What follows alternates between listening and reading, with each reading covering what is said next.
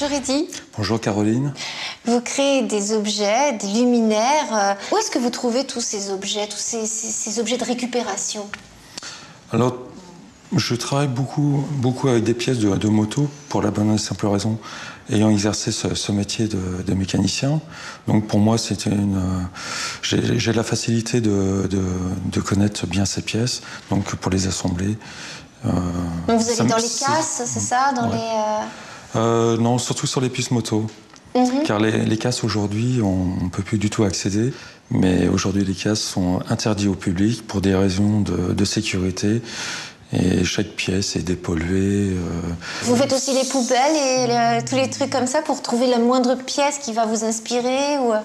Eh bien, ça va vous étonner parce qu'avant que je fasse ce travail à plein temps, j'étais chauffeur de car.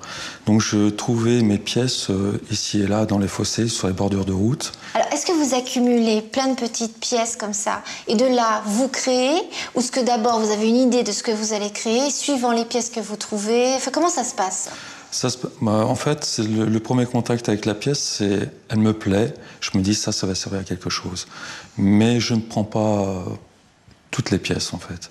Les motos, ça vient d'où ça? Une passion Toujours à la la passion, base? toujours la passion. Et c'était un projet que j'avais en étant mécanicien, d'oser couper une moto. Mais là, c'est un sacrilège pour quelqu'un qui aime la moto.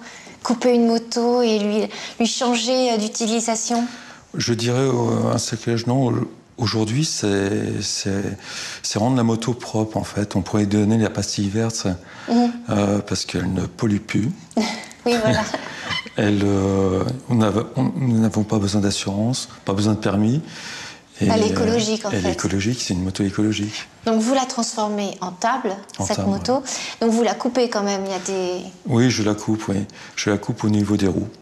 Et le guidon aussi, je crois qu'il est un peu transformé. Le guidon est transformé, la selle aussi est un peu transformée, enfin au niveau de la selle, la partie arrière pour pouvoir supporter la plaque de verre. Ce qui m'a étonné, c'est que vos personnages ont des couleurs plutôt sobres et vos motos, vous avez osé des couleurs très flashy. Les couleurs très flashy, on va dire que pour les couleurs peintes dans son ensemble, c'est pour me faire rappeler l'enfance, l'objet en plastique, en fait, en couleur unique. Donc j'ai voulu que ça soit un jouet pour adultes, en fait.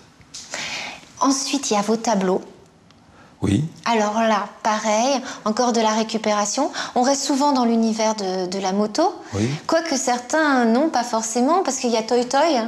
Toy Toy, oui. C'était un frigidaire, ouais. Donc j'ai eu aussi une période électroménager. J'ai travaillé beaucoup avec des tambours de machine à laver. Oui, aussi. Vous avez fait un fauteuil, plein de choses. Ouais. Enfin, merci beaucoup, Eddy, de nous avoir fait découvrir votre univers, l'univers métallique. Merci, Caroline.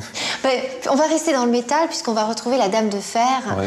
On va aller tout de suite à la Tour Eiffel. On va au restaurant Le Jules Verne, qui a été récemment décoré par Patrick Join. Bien sûr, le mobilier, la vaisselle, tout a été pensé en fonction de la Dame de Fer.